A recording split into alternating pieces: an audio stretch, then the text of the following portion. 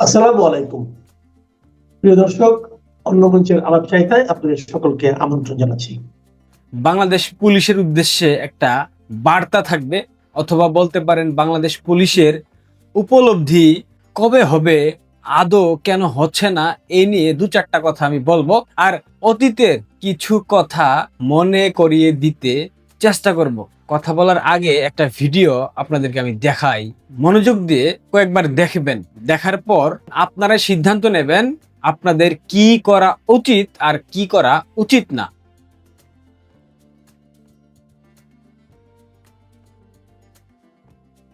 ঘটনাটা গতকালকের ঘটেছে সিলেটের দক্ষিণ সুরমা বাবনা পয়েন্ট নামক একটা এলাকাতে। একজন দায়িত্বরত পুলিশকে থাপ্পড় মারা হয়েছে। এই ঘটনা দেখার পর এখনো বাংলাদেশ পুলিশের যেই ধৈর্য আমি দেখতে পাচ্ছি, এইটা নিঃসন্দেহে লজ্জার, ঘৃণার, একদিক থেকে আবার প্রশংসার দাবিদার। হয়তোবা তারা সঠিক কোনো সময়ের অপেক্ষায় আছে, হতে পারে, আমি নিশ্চিতভাবে বলতে পারবো না। কিন্তু এই ঘটনা দেখার পর এইটা কোনোভাবেই রাষ্ট্রের একজন দায়িত্বশীল নাগরিক হিসেবে আমি মেনে নিতে পারছি না। বাংলাদেশ পুলিশ কিভাবে মেনে নিচ্ছে এটা আমার মাথায় আসছে না। গতকাল আমি যখন ভিডিওটা রেকর্ড করতেছিলাম তখন পর্যন্ত বাংলাদেশ পুলিশের পক্ষ থেকে কোনো প্রকার প্রতিবাদ, কোনো প্রকার নিন্দা পর্যন্ত জানানো হয়নি। সরকারের পক্ষ থেকে রাষ্ট্রের কোনো মন্ত্রী, এমপি এইটার নিন্দা জানায়নি। কারা হাত তুলেছে, কে হাত তুলেছে সেটা নিয়ে পরে আসতেছি। কিন্তু এই যে বাংলাদেশ পুলিশ নামক যে একটা প্রতিষ্ঠান বাংলাদেশে আছে, যারা বাংলাদেশের মানুষের আইন শৃঙ্খলার দায়িত্বে নিয়োজিত থাকে, যারা রাত দিন এক করে পরিশ্রম করে, যারা রাতে জেগে জেগে মানুষের ঘর বাড়ি পর্যন্ত পাহারা দেয়, মানুষের জানমালের নিরাপত্তা সুরক্ষা নিশ্চিত করে, আপনারা যখন শান্তির ঘুম ঘুমান সাধারণ নাগরিকরা, ছাত্র জনতারা, তখন কিন্তু এই বাংলাদেশ পুলিশ রাস্তায় রাত জেগে টহল দেয়। তাদের টহলের কারণে আপনারা নির্বিঘ্নে, নিশ্চিন্তে, নীরবে ঘুমাইতে পারেন। আপনাদের উপর ডাকাত, চোর, ছিনতাইকারী আক্রমণ করতে পারে না। 5 আগস্টের পর পুলিশের মেরুদণ্ড সম্পূর্ণরূপে ভেঙে দেবার পর কি দেখতে পাচ্ছেন আপনারা? সারা বাংলাদেশের সার্বিক প্রেক্ষাপট, বাংলাদেশের আইন শৃঙ্খলার যে অবনতি হয়েছে, পুলিশের মেরুদণ্ড যদি ঠিকঠাক থাকতো তবে কি এটা আদৌ হতো? বাংলাদেশে আইন শৃঙ্খলার এত অবনতি কি কখনো হতো? এটা কি আপনারা একবারও ভাবেন না? আপনাদের কি এইটুক সেন্স কাজ করে না? বাংলাদেশের বর্তমান প্রধানমন্ত্রী জনাব তারেক রহমান ক্ষমতায় আসার পর 1 মাস এখনো হয়নি, 19 দিন তার ক্ষমতার মেয়াদকাল। এর মধ্যে সারা বাংলাদেশে 46টি খুন হয়েছে, 13টি ধর্ষণ হয়েছে, 858টি চাঁদাবাজির ঘটনা সারা বাংলাদেশ ব্যাপী ঘটেছে। 19 দিন খুনের সংখ্যা 46, ধর্ষণের সংখ্যা 13টি, চাঁদাবাজির সংখ্যা 858টি, মাত্র 19 দিন। তাহলে 19 মাস যখন পার হবে, জনাব তারেক রহমানের নেতৃত্বে বাংলাদেশের আইন শৃঙ্খলা, বাংলাদেশের সার্বিক কাঠামো কোথায় গিয়ে ঠেকবে, এটা ভাবার দায়িত্ব, এটার সংখ্যা পরিমাপ করার দায়িত্ব আপনাদের উপর ছেড়ে দিলাম। আপনারা কমেন্ট বক্সে আশা করি এটার উত্তর দিয়ে যাবেন। বাংলাদেশ পুলিশ চোখের সামনে আপনাদের সহকর্মীকে হত্যা করা হয়েছে, ফ্লাইওভারে লাশ ঝুলিয়ে রাখা হয়েছে, বিবস্ত্র করে পেটানো হয়েছে, পেট্রোল ঢেলে আগুন জ্বালিয়ে পুড়িয়ে মারা হয়েছে, একজন গর্ভবতী পুলিশের সদস্যকে সিরাজগঞ্জে পুড়িয়ে মারা হয়েছে, যাত্রাবাড়ি থানা নির্মম হত্যাকাণ্ড ঘটানো হয়েছে, পুলিশের শত শত কর্মীকে হত্যা করা হয়েছে। এখন পর্যন্ত বাংলাদেশ পুলিশের প্রায় 1000-এর উপরে সদস্য নিখোঁজ। তাদের লাশ কোথায় আছে পরিবার জানে না। অনেকের ছোট ছোট বাচ্চা ছিল, অনেকের বৃদ্ধ বাবা মা ছিল, অনেকের নতুন বিয়ে হয়েছিল, স্ত্রী সদ্য বিবাহিত, সেই স্ত্রী জানেই না তার স্বামী কোথায় আছে, সেই স্ত্রী জানেই না আদৌ তার স্বামী বেঁচে আছে নাকি মরে গেছে। সেই ছোট্ট শিশু, সে জানে না তার পিতা আদৌ ফিরে আসবে কিনা, তার কবর হয়েছে কিনা জানে না। এত কিছুর পর বাংলাদেশ পুলিশের মধ্যে ন্যূনতম উপলব্ধির জায়গা সৃষ্টি হয় নাই। আজ বাংলাদেশ পুলিশকে, পুলিশের একজন সদস্যকে পাবলিক প্লেসে থাপ্পড় মারা হলো যখন বাংলাদেশে একটা নির্বাচিত সরকার ক্ষমতায় বসে আছে।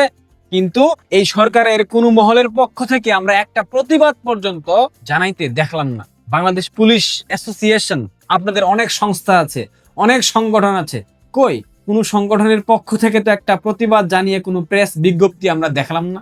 আওয়ামী লীগ সরকারের শাসনামলে পুলিশের গায়ে একটা টুকা দিলে আওয়ামী লীগের যত বড় নেতা হোক না কেন তাদেরকে 14 শিকের ভেতরে ঢুকিয়ে দেওয়া হতো। এখন কি হচ্ছে? পদে পদে, রাস্তাঘাটে, নগরে, বন্দরে, প্রত্যেকটা জায়গায় বাংলাদেশ পুলিশের প্রত্যেকটা সদস্যকে যেইভাবে ট্রিট করা হচ্ছে, অন্যায়ভাবে অপদস্থ করা হচ্ছে, এইসবের বিচার বাংলাদেশ পুলিশ কি কখনো চাইবে না? আমি মেনে নিলাম আপনাদের মেরুদণ্ড ভেঙে ফেলা হয়েছে, আপনারা সোজা হয়ে দাঁড়াইতে পারছেন না, আপনারা একযুগে সবাই আপনাদের কর্মক্ষেত্র ত্যাগ করেন, বয়কট করেন, আন্দোলন করেন, সংগ্রাম করেন, আপনাদের অধিকার আদায়ের সংগ্রাম করেন, আন্দোলন করেন। আমরা বলছি না এই সরকারকে বেকায়দায় ফেলতে হবে, আপনারা সরকারকে বেকায়দায় ফেলার কোনো প্রয়োজন নাই, কিন্তু আপনাদের যে প্রাপ্য সম্মানটুকু খর্ব করা হয়েছে সেই সম্মানটুকু ফিরে পাওয়ার জন্য তো আপনারা কথা বলতেই পারেন। এইটা তো রাষ্ট্রের দায়িত্ব, আপনাদের অধিকার আপনাদেরকে ফিরে দিতে হবে। কই আপনাদের কোনো প্রতিবাদ আমরা দেখছি না। পুলিশের আইজিপি জামাত ব্যাকগ্রাউন্ডের ছিল, এখন যেটা হয়েছে হয়তোবা বিএনপি ব্যাকগ্রাউন্ডের, নিঃসন্দেহে বলা যায়। ডিএমপির police commissioner, Chattogram metropolitan police commissioner, Rajshahi metropolitan, Sylhet, সব জায়গায় বিএনপির সরাসরি মাই ম্যান তাদেরকে বসানো হয়েছে। কিন্তু যারা মাঠে থাকে, যাদেরকে সদস্য বলা হয়, কনস্টেবল, এসআই, সাব ইন্সপেক্টর, এদের উপর যে খড়গটা চালানো হচ্ছে সারা বাংলাদেশ ব্যাপী, এটার কোনো প্রতিকার কি এই সরকার করবে না? বাংলাদেশ পুলিশের উঁচু সারির কর্মকর্তা, এসপি, ডিসি, ডিআইজি, আপনারা কি এর প্রতিবাদ করবেন না? আপনারা কি চান না আপনাদের বাহিনীর সদস্যরা নিরাপদে নির্বিঘ্নে রাষ্ট্রের আইন শৃঙ্খলা রক্ষার কাজে নিয়োজিত থাক, রাষ্ট্রের জনগণের জানমাল রক্ষার কাজে নিয়োজিত থাক? এই রাষ্ট্রের উগ্রপন্থী, চরমপন্থী, মৌলবাদী, জঙ্গি নামক যে সন্ত্রাসী গোষ্ঠী আছে, এই সন্ত্রাসীরা প্রতিনিয়ত বাংলাদেশ পুলিশের যে একটা মোরালিটি ছিল সেটাকে ভেঙে ফেলার জন্য সর্বোচ্চ চেষ্টা চালিয়েছে, তারা সফল হয়েছে। এখন পর্যন্ত একটা নির্বাচিত সরকার ক্ষমতায় আসছে, তারপরেও বাংলাদেশ পুলিশকে তাদের প্রাপ্য সম্মানটুকু দেওয়া হচ্ছে না। কেনই বা হবে? যে রাষ্ট্রের স্বরাষ্ট্রমন্ত্রী বলেন জুলাই আন্দোলনের সময় হত্যাকাণ্ডের শিকার হওয়া পুলিশের কোনো তদন্ত হবে না, জুলাই সন্ত্রাসীদেরকে ইন্ডেমনিটি দেওয়া হয়েছে, জুলাই সন্ত্রাসীদের কোনো বিচার হবে না, সেই রাষ্ট্রে কিভাবে বাংলাদেশ পুলিশের বিচার হবে? এটা তো আকাশ কুসুম কল্পনা। বাংলাদেশ পুলিশের অসংখ্য সাবেক কর্মকর্তাকে মৃত্যুদণ্ডের রায় দেওয়া হয়েছে সম্পূর্ণ অবৈধভাবে। যেখানে সরকার অবৈধ, এই সরকার ক্ষমতায় আসছে, এটাও তো অবৈধ সরকার।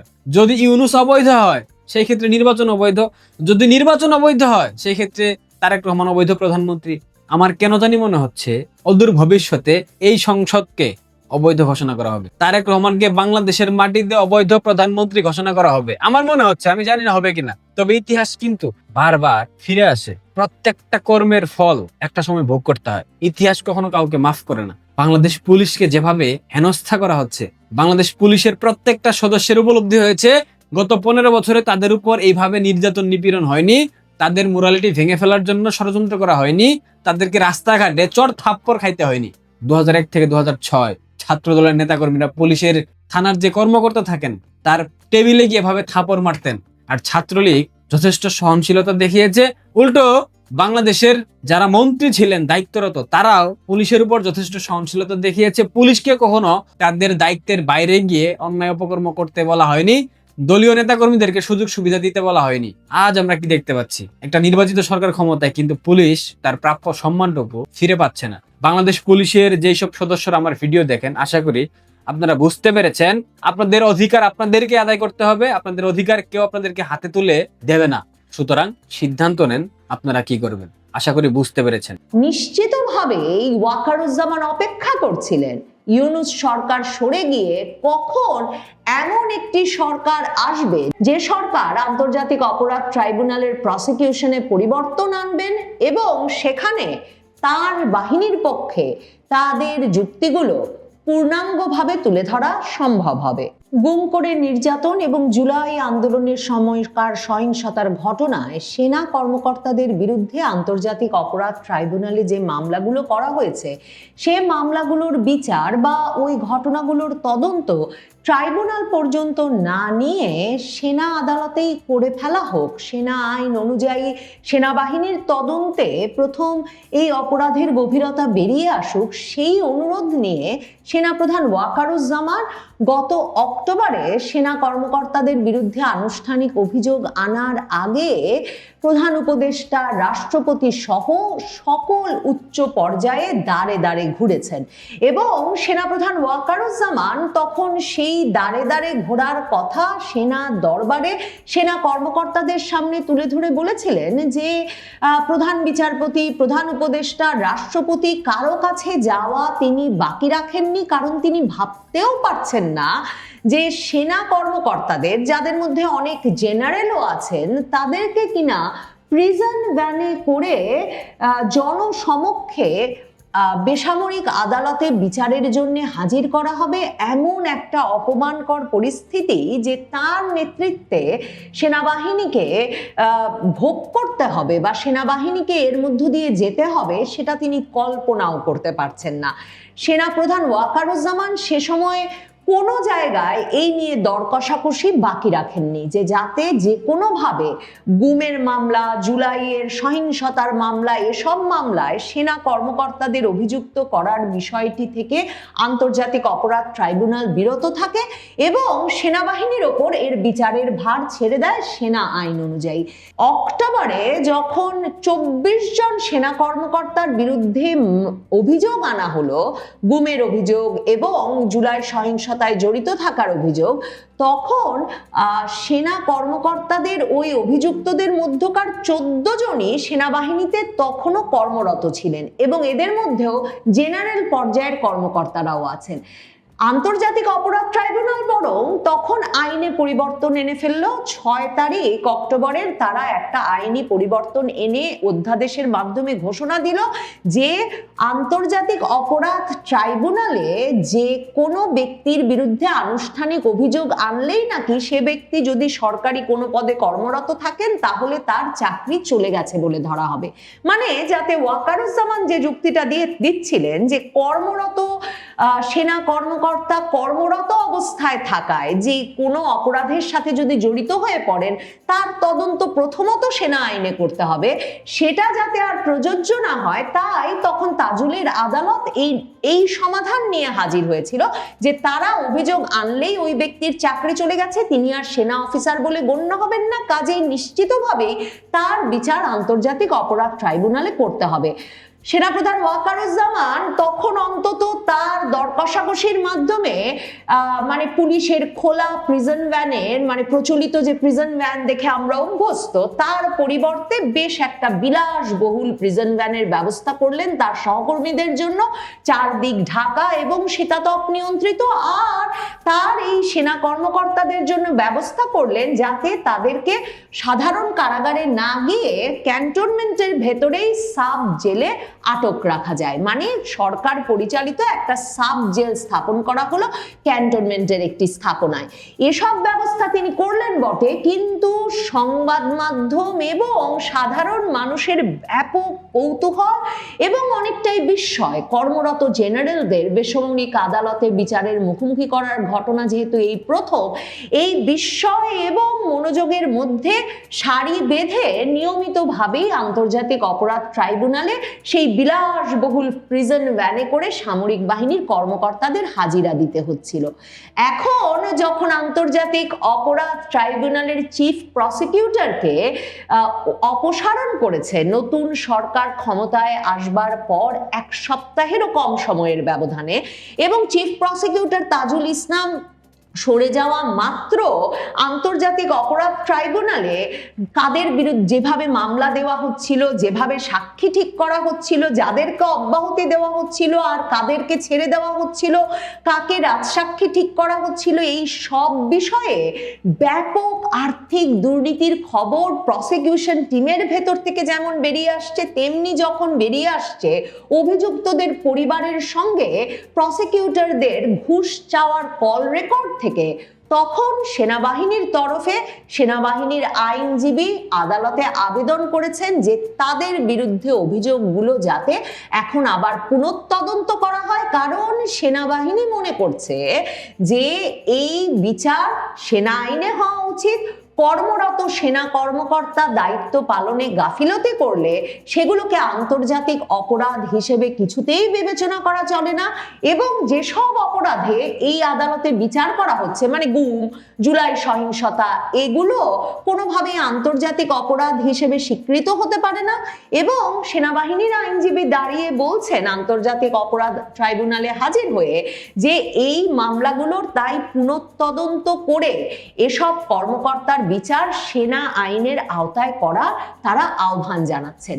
আন্তর্জাতিক অপরাধ হিসেবে এই অপরাধগুলো গণ্য হতে পারে কিনা, নাকি এগুলো সাধারণ ফৌজদারি অপরাধ মানে যেগুলো অবশ্যই বিচারযোগ্য, তদন্ত করা দরকার, বিচার করা দরকার, সে নিয়ে কারো মধ্যে কোনো মতভেদ নাই। কিন্তু যে আলাপটা এই তাজুলের ট্রাইব্যুনাল যখন একরকম শেখ হাসিনা যেহেতু আন্তর্জাতিক অপরাধ ট্রাইব্যুনালে ৭১-এর যুদ্ধাপরাধের বিচার করছিলেন, কাজেই সেই প্রতিশোধ হিসেবে ২০২৪-এর ৫ই আগস্টের পর একরকমের জামায়াতে ইসলামী এবং তরুণ নেতারা ঠিক করলেন যে তারা আন্তর্জাতিক অপরাধ ট্রাইব্যুনালেই শেখ হাসিনার বিচার করে ছাড়বে। তখন সরকার বিরোধী আন্দোলনে রাষ্ট্রীয় বাহিনীগুলোর বল প্রয়োগের ঘটনার বিচার আন্তর্জাতিক অপরাধ ট্রাইব্যুনালে করতে অধ্যাদেশের মাধ্যমে সে আইনে বদল আনা হলো। তখন থেকেই ব্যাপকভাবে এই প্রশ্ন উঠছে যে সত্যিই কি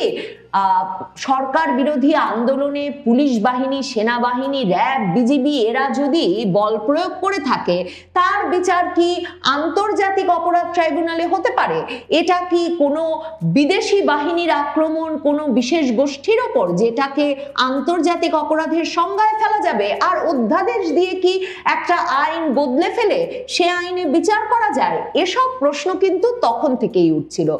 সেনাবাহিনীর আইনজীবী এবিএম হামিদুল মিসবাহ এর চেয়েও গুরুত্বপূর্ণ যে প্রশ্নটি এই আবেদনে তুলে ধরেছেন, তিনি সরাসরি বলছেন কর্মরত সেনা কর্মকর্তারা যখন কর্মরত অবস্থায় দায়িত্ব পালন করেছেন তখন যদি কোনো অপরাধ সংগঠিত হয়ে থাকে সেটাকে আন্তর্জাতিক অপরাধ হিসেবে বিচারের সুযোগ আছে কিনা।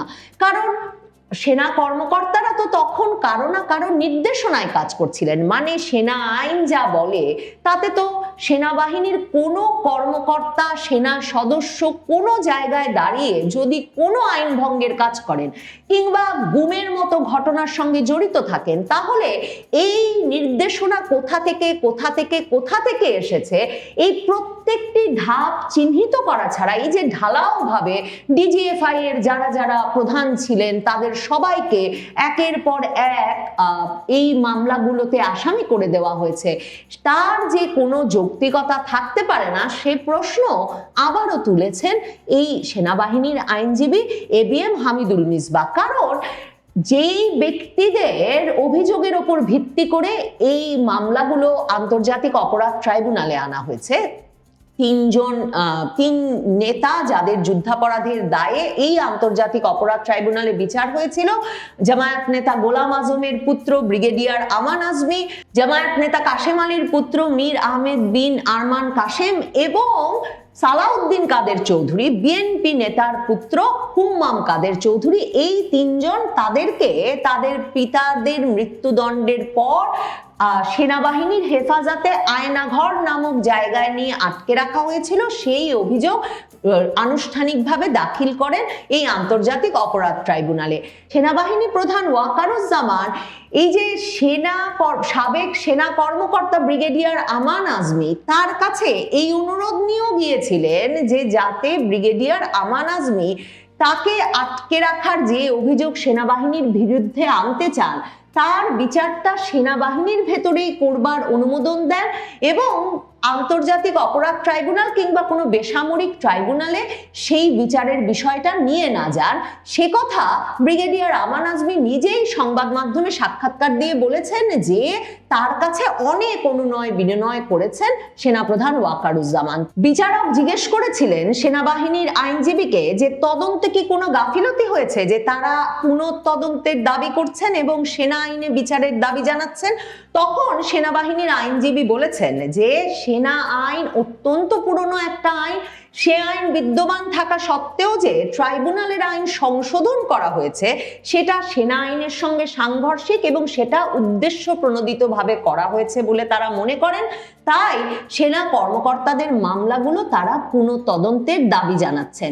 সেনা কর্মকর্তাদের মামলাগুলো যদি সত্যিই আন্তর্জাতিক অপরাধ ট্রাইব্যুনাল এখন পুনঃতদন্ত করে এবং সেনা কর্মকর্তাদের এই মামলাগুলোকে সেনা সদস্যদের বিচারের ভার সেনা আইনে ছেড়ে দেয়, তাহলে আন্তর্জাতিক অপরাধ ট্রাইব্যুনালে আসলে যেই অপরাধগুলোর বিচার করবার চেষ্টা হচ্ছে সেই অপরাধগুলোর বিচারের এখতিয়ার আদৌ আন্তর্জাতিক অপরাধ ট্রাইব্যুনালের আছে কিনা অন্য ব্যক্তিদের ক্ষেত্রেও সে আলাপ যেমন উঠবে, তেমনি পুলিশ বাহিনীর সদস্যরা সহ বিভিন্ন ব্যক্তিবর্গ রাষ্ট্রীয় দায়িত্বে নিযুক্ত থাকা অবস্থায় যেসব সিদ্ধান্ত নিয়েছেন বা অন্যের সিদ্ধান্ত পালনে বাধ্য হয়েছেন চাকরির শর্ত অনুযায়ী, তাদের ক্ষেত্রে কি ব্যবস্থা নেওয়া হবে সেই বিষয়টিও মাথায় রেখে আন্তর্জাতিক অপরাধ ট্রাইব্যুনালকে পরবর্তী তদন্ত এবং বিচার কার্য পরিচালনা করতে হবে। কাজেই এসব মিলিয়ে সেনাবাহিনীর আইনজীবীর এই পুনঃতদন্তের দাবি জানানো আদালতে দাঁড়িয়ে অত্যন্ত তাৎপর্যপূর্ণ এবং নিশ্চিতভাবেই ওয়াকারুজ্জামান অপেক্ষা করছিলেন ইউনূস সরকার সরে গিয়ে কখন এমন একটি সরকার আসবে যে সরকার আন্তর্জাতিক অপরাধ ট্রাইব্যুনালের প্রসিকিউশনে পরিবর্তন আনবেন এবং সেখানে তার বাহিনীর পক্ষে তাদের যুক্তিগুলো পূর্ণাঙ্গভাবে তুলে ধরা সম্ভব হবে। তারেক রহমান সরকার আসার পর থেকেই স্পষ্টতই বোঝা যাচ্ছে তিনি সেনাপ্রধান ওয়াকারুজ্জামানের উপর ভরসা রাখছেন এবং সেনাপ্রধান ওয়াকারুজ্জামান সহ সেনাপ্রধান ওয়াকারের বিশ্বস্ত ব্যক্তিবর্গকে দিয়েই সেনাবাহিনীর নেতৃত্ব সাজাচ্ছেন। এ অবস্থায় সেনাপ্রধান ওয়াকারুজ্জামান সবচেয়ে বিব্রত, ক্ষুব্ধ এবং দুঃখিত ছিলেন তার নেতৃত্বে থাকা অবস্থায় যে ঘটনাটি নিয়ে, অর্থাৎ বেসামরিক ট্রাইব্যুনালে সেনাবাহিনীর কর্মকর্তাদের বিচার নিয়ে। সম্ভবত সেই বিচার থেকে তিনি এখন কর্মকর্তাদের রেহাই দিতে চাইছেন।